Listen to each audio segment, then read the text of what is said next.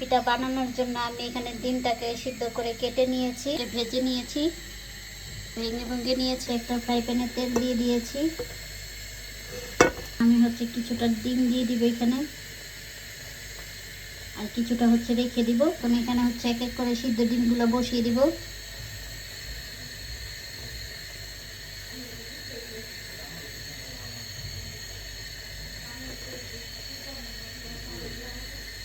এক এক করে সব ডিমগুলো বসিয়ে দিলাম।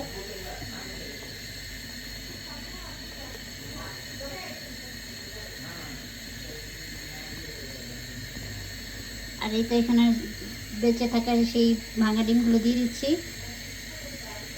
এটাকে একদম লো হিটে ভাজতে হবে। এটা হয়ে গিয়েছে। এখন আমি এটাকে একটা থালে নিয়ে নিব। এটাকে একটা থালে নিয়ে নিয়েছি। এখন এটা রান্না করার জন্য যা যা মশলা দরকার সব নিয়ে নিয়েছি। এখন আমি ফার্স্টে দিয়ে দিব গরম মশলা। এই তো এখন তেলটা মশলাটা একটু গরম করব, তারপর একের পর পেঁয়াজ দিয়ে দেব।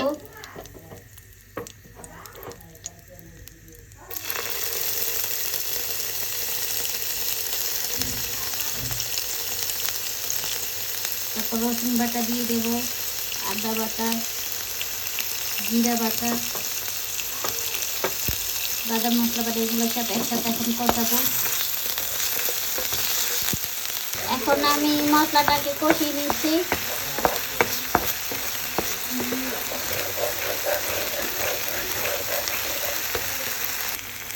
এখন আমি পেস্ট করা টমেটোটা দিয়ে দিব। এখানে কিছুটা পানি অ্যাড করে দিব মশলাটা হওয়ার জন্য। পানি অ্যাড করে দিয়ে এখন মশলাটা একটু নাড়াচাড়া দিলাম। তারপর এখন ডিমগুলো বসিয়ে দিব। এটা এখন ভাজা এক এক করার ডিমগুলো আমি বসিয়ে দিব।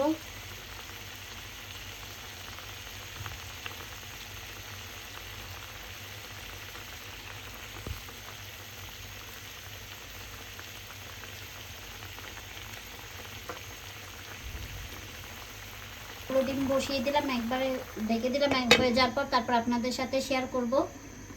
আমার ডিমের রেসিপিটা হয়ে গিয়েছে। আজকে পর্যন্ত এখানে। সবাই ভালো থাকবেন। আল্লাহ হাফেজ। আর আমাদের পেজটা লাইক কমেন্ট শেয়ার করে পাশে থাকবেন।